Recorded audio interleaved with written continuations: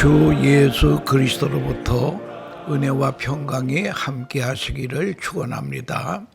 오늘은 로마서 8장 26절에서 28절 말씀을 봉독하겠습니다. 이와 같이 성령도 우리의 연약함을 도우시나니 우리는 마땅히 기도할 바를 알지 못하나 오직 성령이 말할 수 없는 탄식으로 우리를 위하여 친히 간구하시느니라.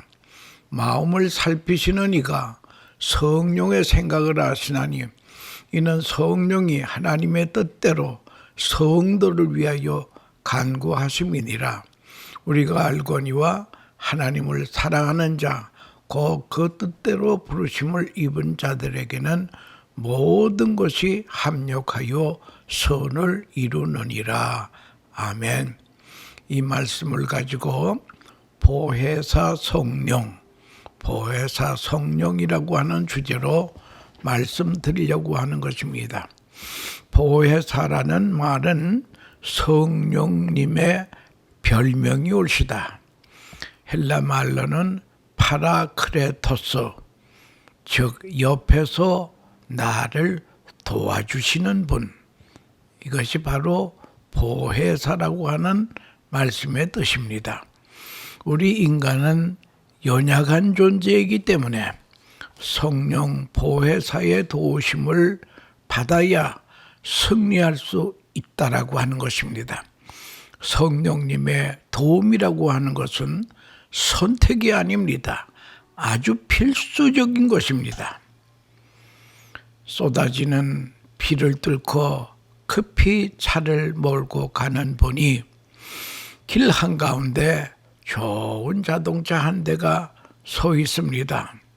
몇 사람이 비를 맞아가며 차를 들여다보고 있습니다. 보기가 딱해서 차를 세우며 뭐 도와드릴 게 없겠습니까? 하고 물었습니다. 그랬더니 그들 중에 한 사람이 자기를 주유소까지만 좀 태워다 달라고 합니다. 그래서 그분을 태우고 차를 몰고 가다가 차가 어디가 고장이 났나요? 그 사람은 약간 겸연쩍은 듯 표정으로 차가 고장 난 것이 아니라요, 휘발유가 떨어졌습니다. 제때에 기름을 채워 다니시지 왜 이 빗속에서 고생을 하십니까? 그랬더니 또 그분이 하는 말이 휘발유의 양을 알려주는 게이지가 고장이 나서 이런 고역을 치른다고 합니다. 진작 고쳐야 될 것을 고치지 않아서 후회하고 있습니다. 사실 게이지는 불과 얼마 안 되는 값싼 부속입니다.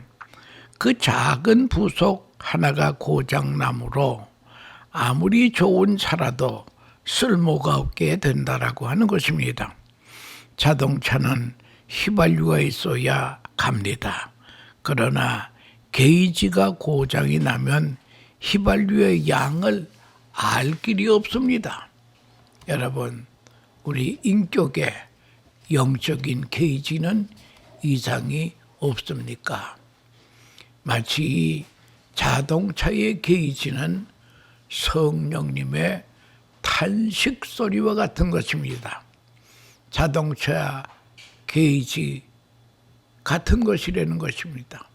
성령님의 탄식을 우리는 들을 수 있는 귀를 가져야 된다는 거예요. 사실 그 자동차의 게이지는 벌써 고장이 나 있습니다. 그러나 사고는 지금 난 것입니다. 사실이 중요합니다. 예수를 믿는다는 사람은 한마디로 말하면은 다른 사람이 보지 못하는 것을 보고 다른 사람이 듣지 못하는 음성을 들으면서 사는 사람이 그리스도인이라는 거예요. 우리는 남들이 없다라고 하는 하나님을 믿습니다. 믿음으로 알게 됩니다. 가보지 못한 하늘나라를 가본 것처럼 믿습니다. 믿음으로 천지가 하나님의 말씀으로 창조된 것을 믿습니다. 믿음으로 하나님의 무서운 심판이 역사 속에 있음을 믿습니다.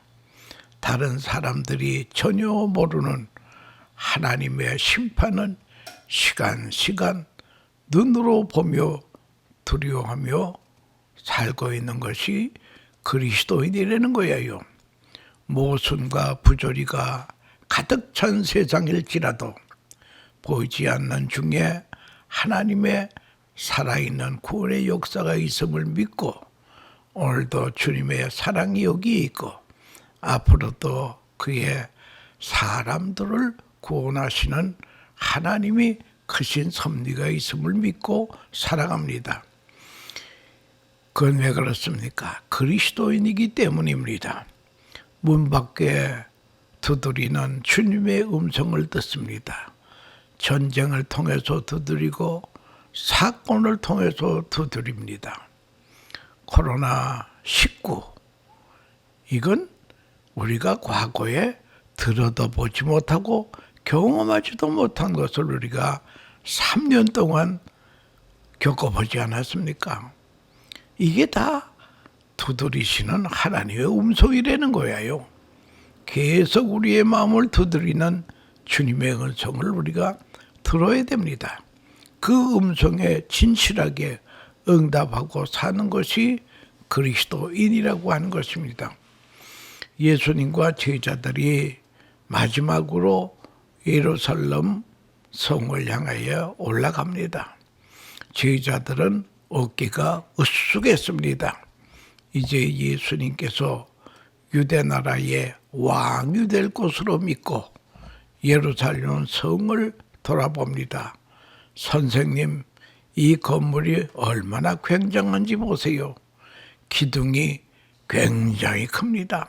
자랑을 하면서 떠들고 있을 때 주님께서는 감람산 기슭에서 올라가셔서 예루살렘 성을 내다보시면서 예루살렘아 예루살렘아 하면서 우셨습니다. 탄식하셨습니다. 40년 후에 돌 하나도 돌 위에 남지 않고 깨끗하게 망하게 될 예루살렘 성이올시다. 그날을 그 결정적인 그날을 제자들은 몰랐지만 예수님은 아시고 우셨다고 하는 것입니다. 예수님은 저들이 보지 못한 것을 보았고 저들이 듣지 못하는 음성을 들었기에 우셨다고 하는 것입니다. 오늘 본문에 보혜사 성령님의 깊은 탄식의 이야기가 있습니다. 여러분, 탄식 소리가 들립니까? 대포 소리는 들을 줄 알면서 양심의 소리를 듣지 못하고 폭탄이 터지는 소리는 들으면서 의인의 슬픈 탄식을 듣지 못하는 것이 바로 이 시대라고 하는 것을 알아야 됩니다.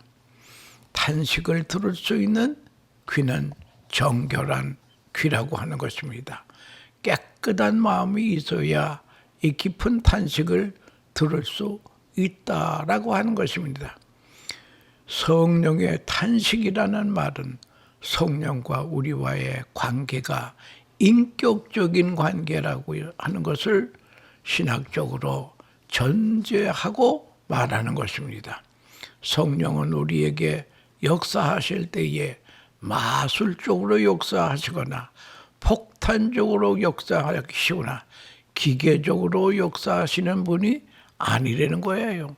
성령은 인격적으로 역사하여 마치 옆에 한 사람이 있듯이 보혜사 성령님이 나하고 부지런히 교제를 하고 계십니다.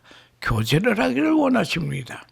그래서 때때로 우리를 권명도 하고 책망도 하고 우리를 심판하시고 탄식도 하십니다.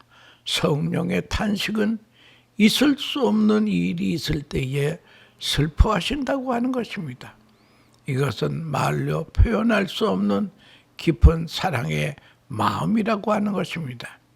탕자 회개에 비유해서 탕자는 배고픈 것은 알았지만 아버지의 마음은 헤아릴 줄 몰랐다고 하는 것입니다. 지금 당장 내 앞에 보이는 사업의 실패는 알아도 나를 위하여 눈물 흘리는 부모의 탄식은 모른다는 것입니다. 그것이 탕자입니다. 우리는 오늘도 우리 안에 계셔서 탄식하고 있는 성령님의 음성을 들을 줄 알아야 된다는 거예요. 성령은 우리가 보이는 곳에 끌릴 때 탄식하는 거예요. 그리스도인은 보이지 않는 것을 보며 사는 사람들입니다. 로마서 8장 24절에 보이는 소망이 아니니 보는 것을 누가 바라리요? 라는 말씀이 있습니다. 보는 것을 누가 바라리요? 그리스도인은 보이는 것은 중요하게 생각하지 않습니다. 보이지 않는 양심, 의, 선, 진리, 자유, 은혜 다 이거 보이는 것은 아닙니다. 우리는 보이지 않는 것, 그것을 더 소중히 여깁니다. 그런데 보이는 것만 소중히 여길 때에 성령님은 탄식하신다고 하는 것이며 현재적인 것이 아니라 미래적인 것을 볼 줄 알아야 된다는 것입니다. 사도 바울은 말합니다. 그리스도의 날에 나는 너희의 자랑이 되고 너는 나의 자랑이 되리라. 우리 그리스도인은 바로 주님의 날을 앞에 두고 오늘을 살아야 된다라고 하는 그런 말이 되겠습니다. 적어도 믿는 사람은 하나님 앞에 어떤 모습으로 서느냐 하는 것에 걱정을 해야 된다라고 하는 것입니다. 그리스도인은 항상 하나님 앞에 사는 의식으로 살아야 된다는 거예요. 그래서 코람 데오라고 하는 것이 있지 않습니다. 하나님의 목전의식. 지금 나는 어떤 행동을 하든가 하나님의 보시는 앞에서 내가 행동한다. 이 의식을 가지고 살아야 된다는 거예요. 그런데 어찌하여 우리는 신앙이 이렇게 세속화가 되었는지 물질화가 되었습니다. 누가 부자를 복되다 하고 가난한 자를 저주받았다고 할 수 있겠습니까? 누가 건강만이 복이요 병든 것이 저주라고 말할 수 있겠습니까? 성경에 근거한 것입니까? 아닙니다. 우리의 축복관이 물질주의화 해버리고 자본주의화 해버렸다는 거예요. 여러분, 부끄럽게 돈을 벌고 사는 것보다는 의로운 가난이 복된 것이 아니겠습니까? 추한 생을 오래 살기보다는 의롭게 빨리 사는 것이 옳은 것 아니겠습니까? 부끄러운 생을 오래 산다고 무슨 소용이 있겠습니까? 우리는 영원한 가치에 소망을 두고 살아야 됩니다. 영원한 가치를 소홀히 여길 때에 성령님은 탄식하신다는 것입니다. 우리의 축복과 우리의 신앙이 현세적으로 물질주의로 세속주의로 길어지면은 성령님은 탄식하신다는 거예요. 또 성령님은 어느 때 탄식하시느냐? 우리의 인내가 부족할 때 탄식을 합니다. 여러분, 신앙생활은 다른 말로 표현하면 인내의 생활이옵시다. 만일 우리가 보지 못한 것을 바라면 참으로 기다릴지니라. 로마서 8장 25절의 말씀입니다. 기다림, 대망, 여기에 그리스도인의 신앙의 근거가 있습니다. 약속을 기다리고 하나님의 은총을 기다리고 주님의 재림을 기다리고 주님의 위로를 기다리고 기다리는 것입니다. 아브라함도 기다렸습니다. 믿음의 조상들이 다 기다렸습니다. 모세와 이스라엘도 기다렸습니다. 특별히 욥의 인내를 우리가 합니다. 오직 하나님의 위로만을 기다리며 끝까지 버티고 기다려서 주의 은혜를 받은 욥을 좀 생각해 보려는 거예요. 야고보서에 욥의 인내를 배우고 농부의 인내를 배우라고 말씀하십니다. 농사하는 사람이 씨를 뿌려놓고 부지런히 수고하며 끝까지 가을을 기다리는 그 인내, 그 속에 신앙에 중요한 의미가 있다라고 하는 것입니다. 그런데 길이 멀다고 지치고 험하다고 포기하고 원수가 악하다고 내가 더 악한 사람이 되는 것, 세상이 부조리하다고 나도 함께 부조리 해버릴 때에 우리 성도의 인내는 어디 갔습니까? 여기에 문제가 있습니다. 어떤 경우에도는 끝까지 참아야 됩니다. 처음 사랑, 처음 생각을 포기해서는 안 된다는 것이요. 참는다는 것이 무엇입니까? 어떤 사람은 잘 참다가 중간에 터지고 마는 사람이 많습니다. 여러분, 참기 시작했으면 불만, 신세타령 원망하면서 참지 말고 끝까지 깨끗하게 참아야 됩니다. 처음 사람, 처음 마음으로 일궈놔야 되겠습니다. 에베소 교회를 향하여 성령님은 책망하십니다. 너희가 처음 사랑을 버렸도다. 처음에 가졌던 헌신, 처음에 가졌던 진실 끝까지 관철해야 됩니다. 도중에 포기하면 아무 소용이 없다라고 하는 것입니다. 그래서 죽도록 충성하라. 그러면 생명의 멸관을 얻으리라. 이 충성이라는 말은 진실이라는 말입니다. 끝까지 진실하라. 그 끝이 어디입니까? 도중에 진실을 저버리서는 안 됩니다. 은혜로 시작했으면 은혜로 끝내야 된다는 것입니다. 처음에 가졌던 목적이 변경되어서는 안 됩니다. 변질되어서는 안 됩니다. 믿음으로 시작했으면 믿음으로 끝내야 됩니다. 우리가 지쳐서 성도의 인내가 끝날 때에 성령은 그때 탄식한 되는 거예요. 성령의 탄식은 우리에게 해롭다고 하는 걸 알아야 될 것입니다. 성령님을 기쁘시게 해드려야 됩니다. 성령은 또 우리의 기도가 흔들릴 때 탄식하신다고 했습니다.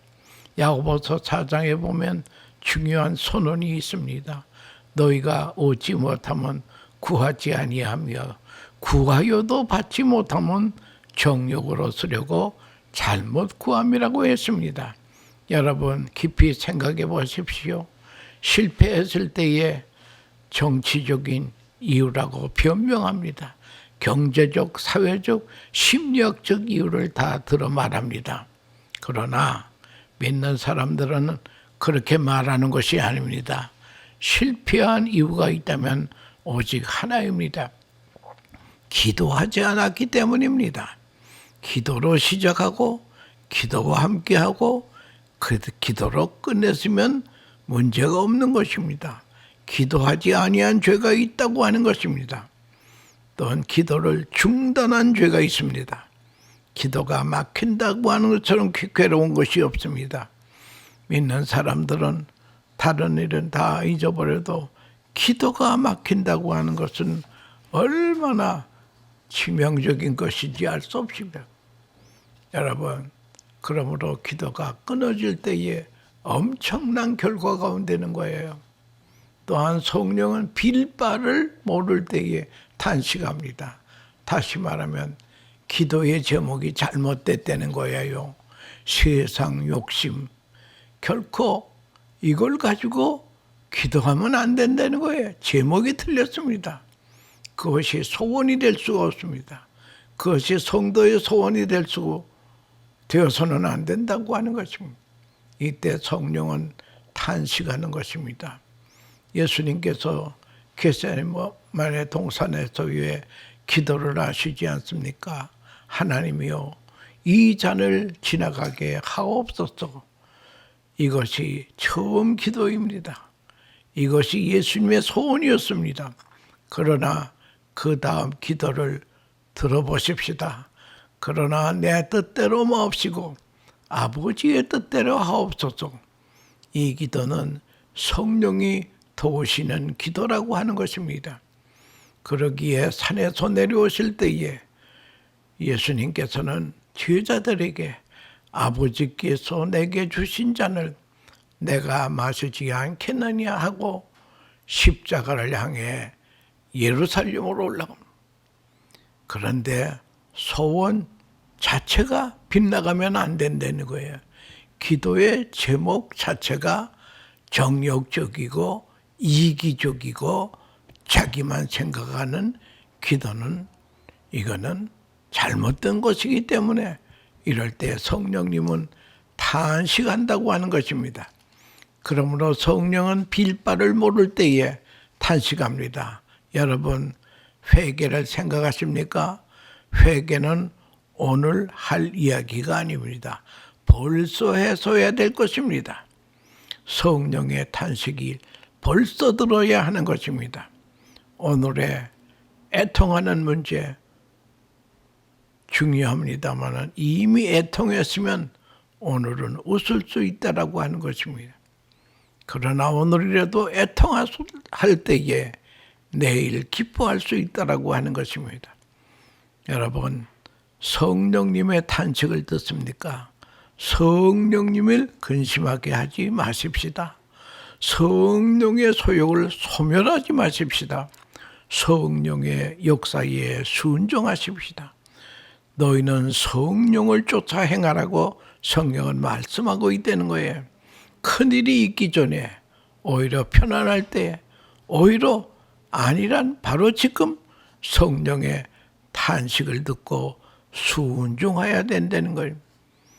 회개하고 진실하게 애통하는 자에게 성령님은 우리에게 기쁨을 주시고 성령은 우리와 함께 하시며 하나님을 찬양하게 하신다고 하는 것입니다. 로마서 8장 26절에 이와 같이 성령도 우리의 연약함을 도우시나니 우리가 마땅히 빌 바를 알지 못하나 성령이 말할 수 없는 탄식으로 우리를 위하여 친히 간구하심이니라. 로마서 8장 27절 마음을 감찰하시는 이가 성령의 생각을 아시나니 이는 성령이 하나님의 뜻대로 성도를 위하여 간구하심이라고 합니다. 성도는 연약하기 때문에 영적 힘을 공급해 받아야 됩니다. 영적 힘을 공급받는 통로가 기도라고 하는 것입니다. 성령의 탄식 소리는 마치 자동차의 계기나 마찬가지라고 하는 것입니다. 여러분, 성령님은 그러나 탄식만 하시는 분이 아니라 우리의 연약함을 도우시는 분이라고 하는 것을 알고 우리는 성령님을 의지하고 사랑해야 됩니다. 부지런히 성령님과의 교통이 중요하다는 거예요. 그래서 목사님들이 축복 기도를 할 때에 성령님의 교통하심, 이 교통이라고 하는 것이 이 커뮤니케이션이라고 하는 것이 얼마나 중요한 것인지 알 수 없습니다. 마음을 감찰하신 이가 성령의 생각을 아시나니 성령이 하나님의 뜻대로 성도들을 위하여 간구하십니다. 성도는 연약하기 때문에 영적인 힘을 공급받아야 됩니다. 기도를 통해 공급받아야 됩니다.